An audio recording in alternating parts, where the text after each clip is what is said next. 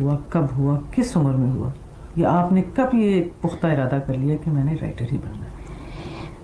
हर इंसान जो कुछ ना कुछ क्रिएटिव काम करता है उसे ज़िंदगी में सबसे पहले जिस चीज़ से दो चार होना पड़ता है वो तन्हाई है, शख्सी तन्हाई, जिसमें वो फैसला करता है कि मैं अपने बहन भाइयों से मुख्तलिफ हूँ, मैं अपनी माँ से मुख्तलिफ हूँ, मैं अपने बाप से मुख्तलिफ हूँ, मैं अपने दोस्तों से मुख्तलिफ हूँ, और मेरे राब्ते देर तक नहीं चलते, जिसकी वजह से वो एक ख़ास किस्म के, जिसे कहते कोए में चला जाता है, जो रेशम का कोया नहीं होता, उसमें जाकर उसे एहसास होने लगता है कि उसे कुछ करना है। बहुत जल्द उसे पता नहीं चलता कि मैंने क्या करना है, क्या मैंने आइंस्टाइन बनना है, कि क्या मैंने फैज़ बनना है, कि क्या मैंने मीर दर्द बनना है, पता नहीं उसे चलता। लेकिन वो जो अंदर तन्हाई की जैसे मोती बनता है ना जी, उसकी तन्हाई वो चीज़ तैयार करने लग जाती है। कुछ लोगों को अव्वलीन ज़िंदगी के मौक़े भी ऐसे मिलते हैं कि उनको एहसास ये जो है ये शदीद हो जाता है, और वो बहुत जल्दी इस नतीजे पे पहुंच जाते हैं कि अब मुझे मैथमेटिशियन बनना है। लेकिन कुछ काम ऐसे होते हैं मीसू, जिनका पता आखिरी वक्त तक नहीं पता चलता कि मैंने यही काम करना था और मैं इसी काम के लिए आया हूँ। उनमें से एक फ़र्द मैं भी हूँ। मुझे आज तक पता नहीं चला कि मेरी ज़िंदगी का मकसद हयात क्या है और मैं यहाँ किस लिए आई हूँ। क्या मुझे बच्चे पालने हैं, क्या मुझे शौहर की अताअत या उसकी मोहब्बत में गिरफ्तार रहना है हर तरीक़ से, या मुझे ये करना है कि मुझे लिखना है।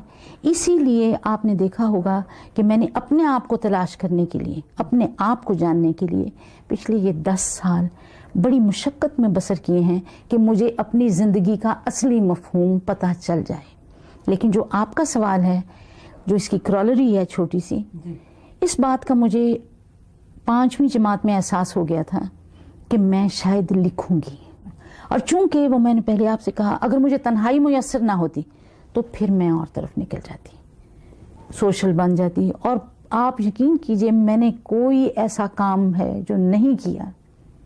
मेरी कोशिश होती है मैं बावर्चन बन जाऊं, मेरी कोशिश होती है मैं दर्जी बन जाऊं, मेरी कोशिश होती है मैं नर्स बन जाऊं, बड़ी डॉक्टर बन जाऊं। ये सारी मछलियां जिस तरह पत्थर चाट के वापस आती हैं ना, हर बार मुझे इसी झोली में डाल देते हैं कि तुम लिखा करो।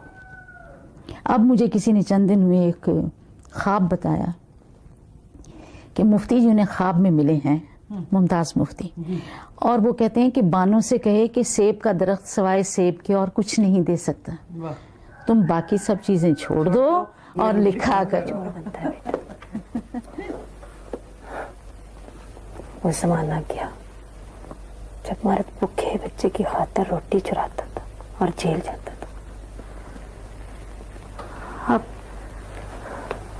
अब लोग भूख से बचने के लिए मौत से खौफजदा होकर रोटी नहीं चुराते, चोर नहीं बनते।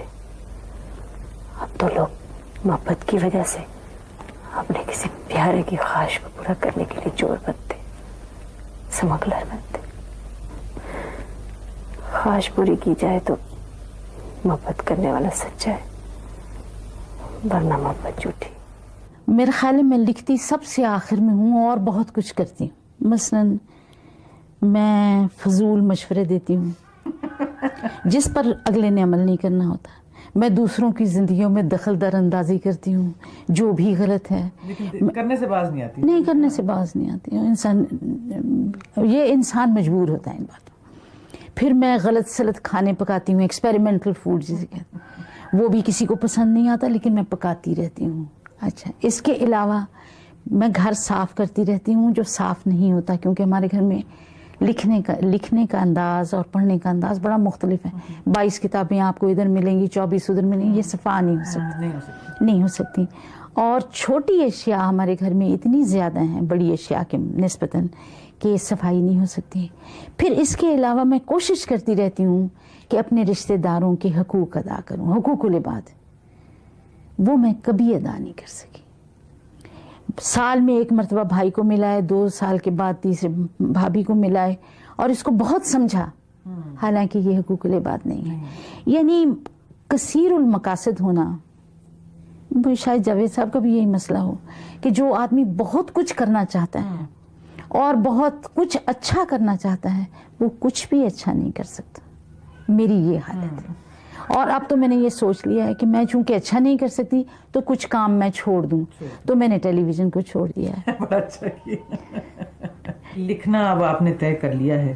جی آپ نے کیا بھی اور ماشاءاللہ نام بھی کمایا. لیکن یہ کون سی ہستیاں ہیں جن کو آپ تھوڑا سا اپنے علاوہ اپنے کریڈٹ دیں گی؟ نہیں زیادہ کریڈٹ انہیں کو جاتا ہے. دیکھیے میزو, میرا ایک ذاتی طور پہ خیال ہے کہ جہاں سپورٹ سسٹم اچھا ہوتا ہے نا, وہ آدمی کام بہت زیادہ اچھا کر سکتا ہے. جن لوگوں کو زندگی میں تنہا بننے کی صعوبتیں سہنی پڑی ہیں نا جی, ان کی اپنی زندگیاں بھی خراب ہوئی ہیں اور ان سے منسلک لوگوں کی بھی زندگیاں خراب ہو گئیں. تو سب سے بڑا کریڈٹ تو میرے شوہر کو جاتا ہے, کیونکہ انہوں نے شروع میں دیکھا کہ یہ نالائق تو ضرور ہے یہ, لیکن کر سکتی ہے یہ کام. ہم ان دنوں میں ایک رسالہ نکالا کرتے تھے, آپ کو پتا ہوگا, داستان کو رسالہ نکالتے تھے. شروع شادی کے دن تھے, غریبی ہمارے پہ بہت تھی اور ہم سمجھتے تھے کہ شاید رسالہ نکالیں گے, داستان کو اتنا سا رسالہ ہوتا.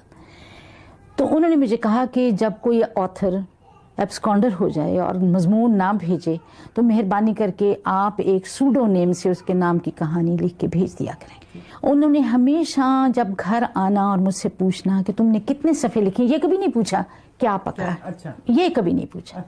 آج تک انہوں نے کبھی نہیں پوچھا کیا پکایا ہے, ہم کیا کھائیں گے بچہ. دوسری چیز جو میں کہوں گی کہ میری والدہ, میری ماں نے میرے لیے وہ کیا ہے جو ہتھیار اب میرے کام آ رہا ہے. انہوں نے مجھے شروع دن سے کہا تھا ایک تو گھر میں کبھی فساد نہ ڈالنا بائی ڈسکشنز. تمہارا زیادہ نہ بولنا, نہیں زیادہ نہیں, بہت بولنا, لیکن محبت سے دوسرے کے جوتے میں اتر کے, اپنے جوتے میں نہ کھڑے رہنا, دوسروں کے پوائنٹ آف ویو کو سمجھنے کی کوشش کرنا. یہ بھی غالباً انہوں نے مجھے بعد میں کہا, جو پہلی بات انہوں نے مجھے زندگی میں سکھائی جب میں ابھی 10-12 سال کی بھی نہیں ہوں گی, وہ مجھے کہتی تھی وقت ضائع مت کر. ایک ہی بات پر ان کا اصرار تھا, کھانے میں, سونے میں, گپے مارنے میں, ان کو ٹیبولیٹ کر لو, ان کا حساب کتاب کر لو, تو زیادہ وقت ضائع نہ کرنا. آپ یقین نہیں کرتی کہ میں چھوٹے عمر میں بھی انہوں نے مجھے چرخہ کاٹنا سکھا دیا تھا کہ فارغ نہ بیٹھو. فارغ نہیں بیٹھ سکتی, چرخہ لا کے رکھ دیا تھا, جب سب چیزوں سے اکتا دیا کرو, اکتا جاؤ تو پھر تم چرخہ کاٹ لیا کرو. تو آپ بتائیے کہ وہ چیز جو ہے وہ میری سب سے زیادہ فائدے میں رہی. دوسری چیز بھی انہوں نے غالباً اسی لیے سمجھائی کہ اگر جھگڑے میں پڑو گی, فساد میں پڑو گی تو وقت ضائع ہوگا.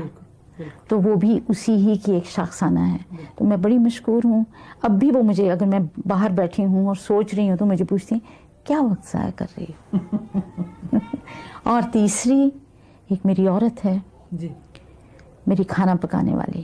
اچھا, میں سب سے زیادہ اس کی مشکور ہوں کہ اس نے میزو ایک عجیب کام کیا ہے. وہ میرے کام کو نہیں سمجھتی. ہاں, ان پڑھ ہے, بالکل ان پڑھ, بالکل ان پڑھ ہے, اور وہ میرے ساتھ 30 سال سے. شروع دن میں اس نے مجھ سے پوچھا کہ آپا جی یہ آپ کیا کرتی ہیں, میز پہ کیوں بیٹھی رہتی ہیں, آپ لیٹ جائیں آپ. میں نے کہا یہ جیونی بہن, یہ میں لکھتی ہوں چھوٹا موٹا. کہتی جی اللہ برکت ڈالتا ہے. میں نے کہا ہاں بڑی برکت ڈالتا ہے. تو اس 30 سال میں جب بھی میں باورچی خانے میں جاؤں گی تو وہ مجھے پہلی بات کہے گی آپا جی آپ نہ کریں, آپ جا کر لکھیں پڑھیں, میں یہ کرتی ہوں, گھنٹے میں آ جانا دیکھ لینا. تو سب سے زیادہ شکر گزاری اس کی, کیونکہ اس نے میرے صبح کا وقت جو میرے لکھنے کا وقت ہے مجھے فارغ کر کے دے دیا ہے. آپ کے لیے کریٹیوٹی کا عمل آپ کیسے اس کو ڈسکرائب کریں گی, آپ کی کیا کیفیت ہوتی ہے, اور پھر اس کے بعد یا اس کے دوران؟ ایک مجھے شاعر ملا تھا, گمنام سا شاعر اوسلو میں. وہ شاعر تھا, اس نے بڑی خوبصورت نظمیں لکھی تھی, کوئی نظم نہیں چھپی ہوئی تھی. تو اس نے مجھے ٹرانسلیٹ کر کے 2-3 نظمیں بھیجیں. اس نے لکھا کہ کریٹیوٹی ایک ایسی چیز ہے جو روز قیامت کو اپنے دماغ میں بند کر لینا. روز قیامت کو کہتا ہے اتنی بڑی قیامت ہوتی ہے دماغ میں کہ انسان اس کو دل و دماغ میں, دل کا تو ان کے پاس تصور نہیں تھا, میں دماغ میں روز قیامت کو بند کر لیتا ہوں اور وہ مجھے جینے نہیں دیتی. نہ میں رات سو سکتا ہوں, میں نہ دن سو سکتا ہوں. آپ ایسے سمجھ لیجئے کہ جیسے آپ نے کیتلی چڑھائی ہو پانی کی اور اس کی سٹیم نکلنے کا راستہ بند کر دیں تو جو کچھ پانی پہ گزر رہی ہوتی ہے اس وقت وہ کریٹو آدمی کے اوپر گزر رہی ہوتی ہے. یہ ایک اتنا عجیب مشغلہ ہے کہ جو عام آدمی آپ کے ارد گرد ہے اس چیز کو سمجھ نہیں سکتا. آپ کا منہ بنا ہوا ہے, آپ کی آنکھیں ڈراؤنی ہوئی ہیں, آپ چلتے پھرتے عجیب قسم کی آپ کی شکل سے خوفناک شکل جسے کہتے ہیں نا وہ بنی ہوئی ہے. دراصل آپ کچھ کریٹ کرنے کے بالکل قریب ہیں. پھر آپ تنہائی ڈھونڈتے پھرتے ہیں. لوگ کہتے ہیں کہ یہ بڑا سنوب آدمی ہے, میں نے اسے سلام کیا اس نے جواب نہیں دیا. دراصل اسے وہ آدمی نظر نہیں آیا, اسے وہ شکل پتہ ہی نہیں کہ وہ میرے پاس سے گزر گئی ہے. بازار میں آپ اپنے تھیلے بھولائیں گے, زیادہ پیسے دے دیں گے یا زیادہ پیسے لے آئیں گے, وہ لوگ نہیں سمجھیں گے کہ یہ اس وقت کچھ اور کسی اور جگہ پہ ہے اور کسی اور کام میں مشغول ہیں. تو سب کریٹو آرٹسٹ اندر کی ایک تہلکہ خیز زندگی بسر کر رہے ہوتے ہیں, جیسے بہت ساری چیزیں ملی ہوئی ہوں نا سارٹ آؤٹ کرنی ہوں, اور آپ کو سفر پہ جانے میں آدھا گھنٹہ ہو اور پیکنگ اسی میں کرنی ہے. تو یہ اس کیفیت سے جب وہ نکلتا ہے تو وہ کریٹیوٹی پہ خوش نہیں ہوتا, وہ اس عذاب سے نکلنے پہ خوش ہوتا ہے. You get my point. میں نے ایک سوال بہت میں سوچتی ہوں کہ لکھنے والوں سے مجھے دل چاہتا ہے پوچھنے کے لیے. بھابھی جی موسیقی ریاض سے ٹھیک ہو جاتی ہے جی, کھانا پکانا ریاض سے ٹھیک ہو جاتا ہے, زیادہ پریکٹس کریں گے تو کچھ کہیں پہنچ ہی جاتا. نہیں, میرا تو ابھی نہیں ہوا, مجھے پریکٹس نہیں زیادہ, کیونکہ جیو نہیں آپ کو پریکٹس. ہاں جی, وہ نہیں, مجھے پریکٹس نہیں کرنی. تو کیا لکھنا بھی پریکٹس سے اچھا ہو جاتا ہے, پالش ہو جاتا ہے, بہتر ہو جاتا ہے؟ یہ skill that you can practice and make better. دیکھیے یہ آپ نے بڑی اچھی سی بات کی. اس کے لیے ایک یہ جواب یہ ہے, تربوز کی مثال لیجیے. جی, اگر اس کا بیج اچھا ہوگا اور وہ ریتیلی زمین پر اچھے موسم میں اچھی طرح ڈالا جائے گا تو اندر سے یقیناً سرخ نکلے گا. اگر اس کو گیلی مٹی پہ ڈال دیا جائے اور اس کا بیج بھی اچھا نہ ہو تو غالباً جب آپ اسے کاٹیں گی تو وہ سفید نکلے گا. ایسے ہی کریٹو آرٹسٹ کی مثال ہے. اگر اس کے اندر پوٹینشل موجود ہے, قوت تخلیق موجود ہے اور وہ اسی کام کے لیے بنایا گیا ہے, تو اگر اس کو ماحولیات اچھے میسر آ جائیں, کسی وقت پر اچھا ساتھی مل جائے, کسی وقت پہ اچھا استاد مل جائے, تو آپ دیکھیں گے کہ اس کا کام بہت ہی اچھا ہو جاتا ہے. لیکن ایک شخص ہے اس کی آواز بالکل نہیں ہے اور وہ 24 سال ریاض کرتا رہے تو وہ کہیں پہنچتا نہیں ہے. اس کے لیے سب سے بڑی چیز جو ہے وہ اللہ کی توفیق ہے. آپ بیوی بھی ہیں, ماں بھی ہیں, ساس بھی ہیں, شادی بھی ہیں ماشاءاللہ, جی, اور بانو قدسیہ بھی ہیں, ایک رائٹر بھی ہیں. ان کو پرائورٹائز کریں ذرا. آپ جی, ہاں جی, اب سب سے افسوس کے ساتھ کہنا پڑتا ہے کہ میں سب سے خراب ساس ہوں جی, کیونکہ میں وہ وقت اپنے بچوں کو, گرینڈ چلڈرن کو یا اپنی بہوؤں کو نہیں دے سکتی جو اتنے سارے رولز میں بٹ چکا ہے. تو دوسرے ہی آ جاتا ہے ماں بھی میں اچھی نہیں تھی میزو, اچھی نہیں تھی. اس لیے اچھی نہیں تھی کہ میرے پاس اتنا وقت نہیں تھا جو ایک پروفیشنلس عورت کے پاس ہوتا ہے. کوالٹی آف ٹائم بھی تو ضروری نہیں بیٹا, کوالٹی آف ٹائم میں بلیو نہیں کرتی. سورج کو ہر وقت اگر سن فلاور سورج کی طرف جہاں جہاں وہ جاتا ہے اس کا منہ جاتا ہے اس طرف. بچہ بھی اس طرح ہے, جدھر ماں جاتی ہے ادھر ہی اس کا چہرہ جاتا ہے, تا وقت ہے کہ وہ اپنی عمر کو, بلوغت کو نہ پہنچے. اور میں اپنے بچوں سے بھی اور اپنی بہوؤں سے بھی شرمندہ. ساس بھی آپ ٹھیک نہیں ہیں. ہاں جی, ماں بھی ٹھیک نہیں, دادی بھی ظاہر, ہاں دادی تو ہوں ہی نہیں. ماں بھی آپ کو پسند نہیں آئی. بیوی کی بات میں خاص طور سے کر لوں گی تو رائٹر ہے کیا؟ رائٹر اچھے ہیں یہ دوسرے لوگ بتائیں گے, یہ میزو تو بتائے گی, یہ تو بتائے گی کہ رائٹر. اس فیلڈ میں آ کے میں رائٹنگ کی بات کر رہی ہوں, جی اس فیلڈ میں آپ کی کبھی کوئی کسی وقت کوئی ریگریٹ؟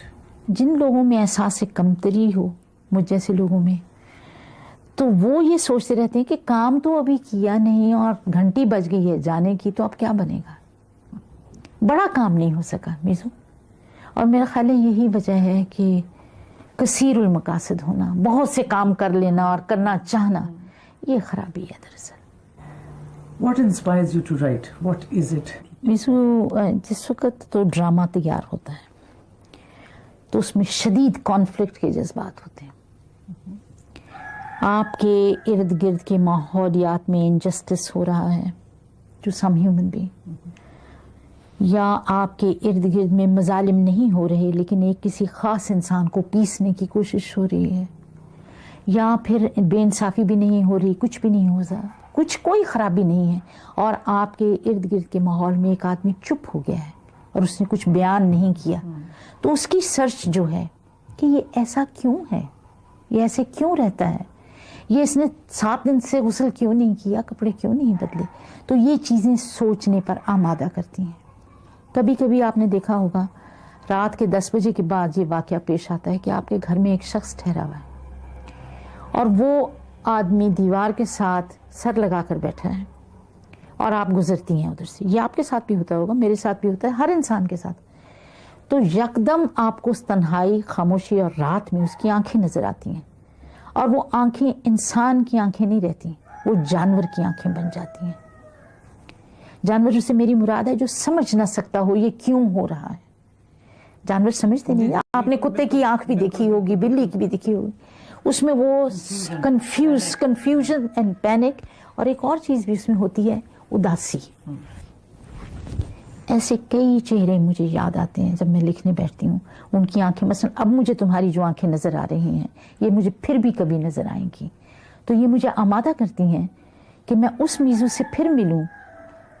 ویسے نہیں مل سکتی تو کاغذ پر ملوں اور میں جانوں کہ اس کے دل میں کیا ہے، وہ کیوں اس طرح سوچتی ہے. اور کبھی کبھی اللہ کی مہربانی سے انسائٹ ہی چلنے لگ جاتی ہے کہ غالباً یہ شخص اس مصیبت سے گزر رہا ہے. ہلکا سا کشف، ہلکی سی، کمروں میں داخل ہوتے ہی لوگوں کی باڈی لینگویج کچھ بتا رہی ہوتی ہے، ان کی آنکھیں بتا رہی ہوتی ہیں، ان کے لباس سے پتہ چلتا ہے. تو جب لکھنے لگتا ہے کئی دفعہ کچھ بھی موجود نہیں ہوتا میزو، کرتے کرتے ایک چہرہ آ جاتا ہے، وہ کھڑکی میں کھڑا ہے، دور دیکھ رہا ہے.